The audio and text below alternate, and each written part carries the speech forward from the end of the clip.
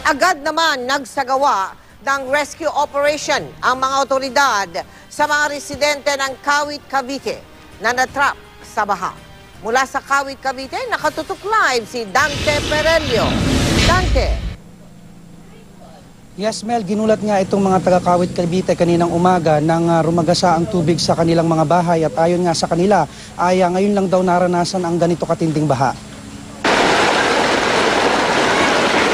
Mistulang ilog ang mga kalsada, malawak na dagat naman ang mga palayan. Ang ilang bahay, lubog. Di rin mabilang ang mga sasakyang lubog sa baha. Pati ang asong ito, natrap sa ibabaw ng tumaob na bangka sa gitna ng ilog. Walang naglakas loob na sagipin ito dahil sa lalim ng tubig at lakas ng agos. Ilang bahay rin ang inanod. Maging ang alagang kalabaw na ito hindi nakaligtas. Naglabasan rin ang mga ahas ng mabulabog sa kanilang lungga. Pangatlong ahas na raw ito sa kanilang napapatay ayon sa grupo ng mga kabataan. Sinubukan ng mga residenteng harangan ng sako ng mga kahoy ang baha, pero di ito umubra. Marami ang stranded na pasahero. Ay mag-aantay po, wala pong masasakyan, wala pong magagawa. Sana sumasakay kami dun sa yung truck.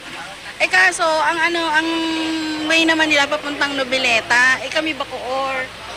Ayon sa mga taga rito, madaling araw nang magsimulang tumaas ang tubig dala ng malakas na buhos ng ulan. Ngayon lang daw ito nangyari sa kanilang lugar. Bigla ako dati hanggang dito lang ako yan dyan lang Ngayon biglang laki. Nandito tayo ngayon sa Barangay Tabon sa Kawit, Cavite kasama ang Philippine Coast Guard para magsagawa ng isang rescue operation matapos matrap ang ilang pamilya nang tumaas ang tubig rito. Nagtali ang mga rescuer ng lubid para makapitan ng mga tumatawid upang hindi matangay ng rumaragas ang baha. Nag-start kami ng operation kanina is mga alas 9 ng umaga. Tapos yun nga, nag-report kasi yung mga taga rito sa wakas na meron nga daw na nagkaroon ng flood. Unang nasagip ang 3 taong gulang na batang ito. Sumunod ang pamilyang ito na natrap matapos tumirik ang kanilang sinasakyang owner-type jeepney nang abutin ng pagtaas ng baha. Primero, nararamdaman ko may tubig. Diretso pa rin ako, baka ako makalampas kami doon sa tubig na yun. Unti-unti lumalalim, hindi na kami maka-atras.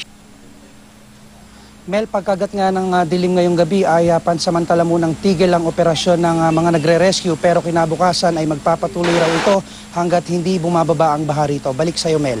Pero Dante, nasan ngayon yung mga na-rescue ninyo kanina? Dante?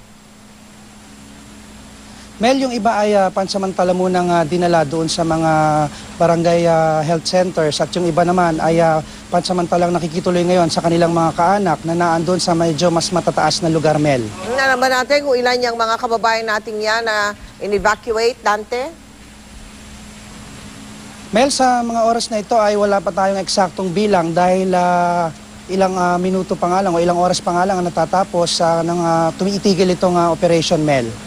Maraming salamat sa iyo, Dante Perelio.